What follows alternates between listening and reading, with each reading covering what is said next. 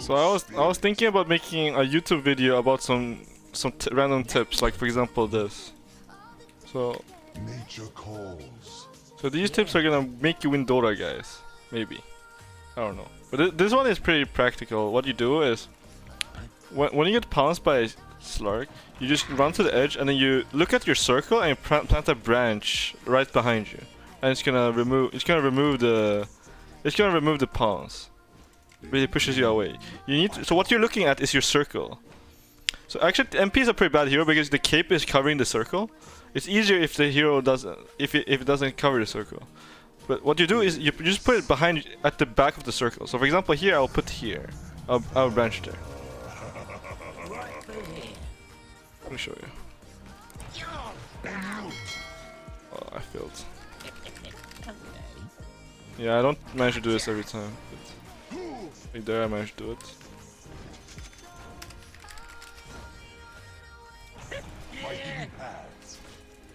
Like that.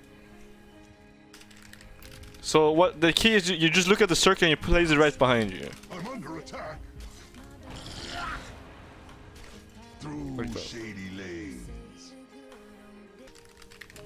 So when you play against a PL and you buy random items, right? Like whatever item the PL has. So these items are not disassemblable, right? Out of you want to be on the edge. So on these items, right? What you want to do? What was it called? These items are not disassemblable, but when you doppelganger, the illusions items are disassemblable. Look at the yellow text at the bottom. It can be disassembled.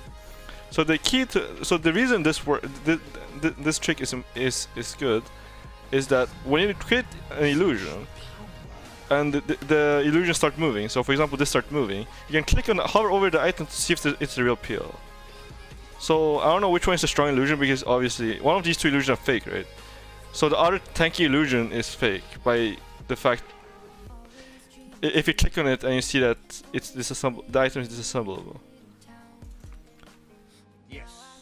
So when you're dead or whatever, like when you're dead or like you just look at whatever PL is moving and then you click on his item and you hover over his item, you can check if.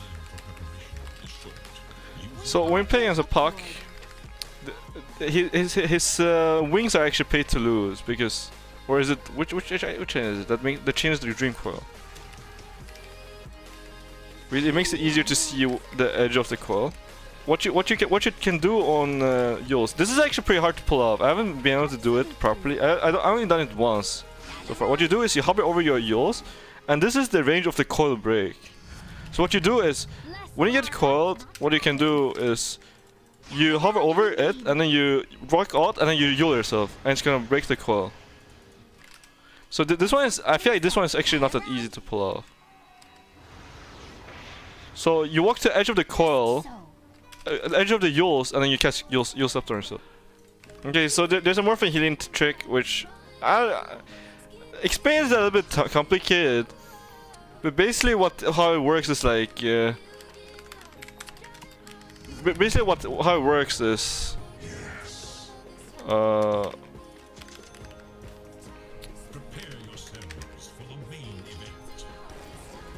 like your HP when you use morph, it's additive, right? But like when you turn your treasure strength, it's how do I put this? I don't know how to put this, but whatever. I will just show you guys how it's done, okay? Because I don't know how to explain this trick. Just do this basically. So what you do is you have agile treads, and then you go full strength or whatever strength, and then you go strength treads, and you morph back to agile. And you're gonna have more HP than earlier. So I was like 250, right? Now I'm 380.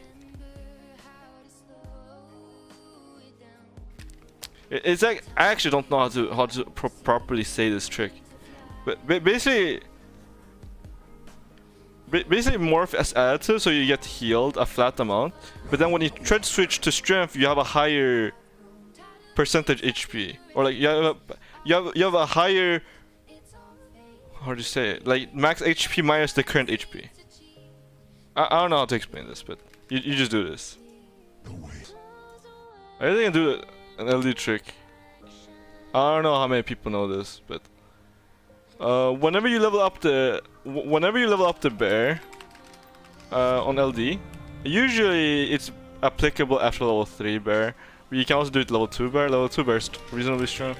What you can do is when you have fear, you can level up the bear to get another fear, and you get another root too. So for example, if you root this guy, I can fear, level up the bear, I can root again, and I can fear again. And then I can level it up again to do it from the another level. And you have another root, another fear.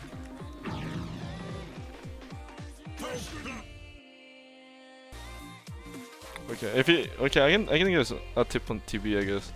What you do on TB is when you farm on TB, what you do is you tab onto your illusions. So when you summon a new illusion and you press tab, you're gonna select the newest illusion, and you can farm with it. So for example, if I summon a new illusion now, I'm gonna select the newest illusion. This is me just pressing tab from one, and then when you tab from this one, you select the older illusion. So whenever I farm on the TB, what you just do is you press W, you press tab, and you send it to a lane.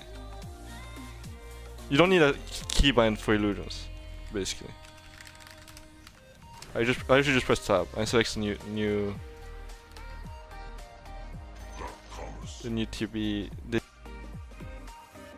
Before using Manta for meta. Yeah, there's another trick on TB, which is that if you're really if you're about to like siege high ground or whatever, and you know that you don't need the dispel, all you can do is you press Manta and then you press meta.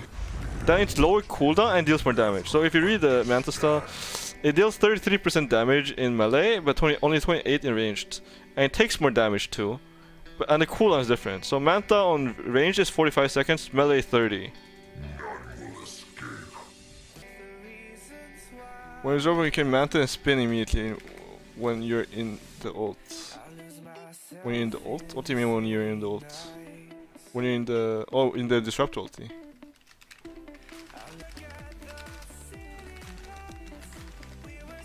You get disrupt ulti by disruptor. You can just Manta and spin. I've tested this before, actually. This is really good, actually, because Jugger's is overall very good against disruptor, right? So Jugger's is very good against disruptor overall, but if the one thing that disruptor can do is he does this, but you can just Manta spin it. So Jugger's a pretty big counter to disruptor. You can get glimpsed, you can even spin in Manta.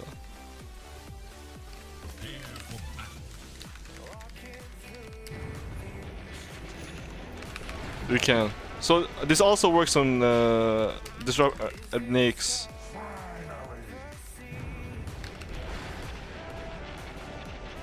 And I'll show you a tip on Monkey King and Oracle. What you can do on Monkey King is you can mischief.